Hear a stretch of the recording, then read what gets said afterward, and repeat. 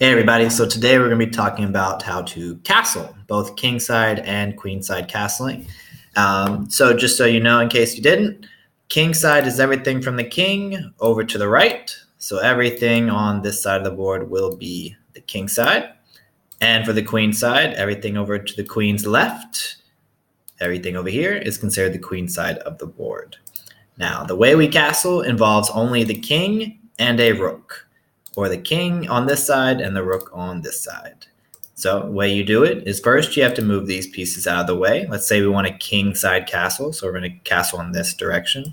We'd have to move the knight out the way, and in some shape or form, move the bishop out the way. And in this position where there's two open squares here, we can prepare to castle. Now the way it's done is first, I would suggest, even if you're using your hand or a mouse, you touch with the king first. You move him over two squares, you let go, and then you take the rook and move him over directly next to the king. Now I'll do that one more time. Starting with the king, grab hold, go two squares over, pick up the rook, and move directly to the next to it. Now, this is the only time you can move two pieces at once of your own in one move. And if you notice that this protects the king in a different direction, because in the middle, he's kind of more exposed from all sorts of different angles, right? In the corner, he's kind of only can be exposed in really two specific directions, so you can kind of get a sense of where the attack is coming from. Also, simultaneously, you're activating this rook, which was originally stuck in this corner. So now he's centralized, and he can kind of come here and like back up pawns and knights and what have you. All right.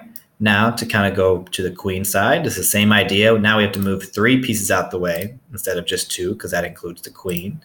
We develop the knight, move the bishop out of the way in some shape or form, move the queen, and now we're prepared to castle queen side with just the king and rook and nothing in between. All right, so we grab the king, two squares over again, except this time to the left, and the rook comes all the way over directly next to our king, centralizing our rook as we did over here, and getting our king closer to the corner. So it is common practice at some point during the game, you will try to move your king over a space to kind of guard this pawn and get your king more so in the corner than he was if he was here. All right, some important things to remember is if you are castling, you cannot do so. I just disappeared my room. You cannot do so if you're in check. So by that I mean, let's get some pieces out the way. Let's see, by that I mean if you have a bishop that's attacking your king, you cannot decide to castle out of it. That would be an illegal move. If you were in check, you would have to either block the check, in this case there's no way to do so, or take the attacking piece. If you cannot do those things, you're forced to move the king out the way. Which brings me to my next point is if your king or rook has moved at all, actually it should have started here.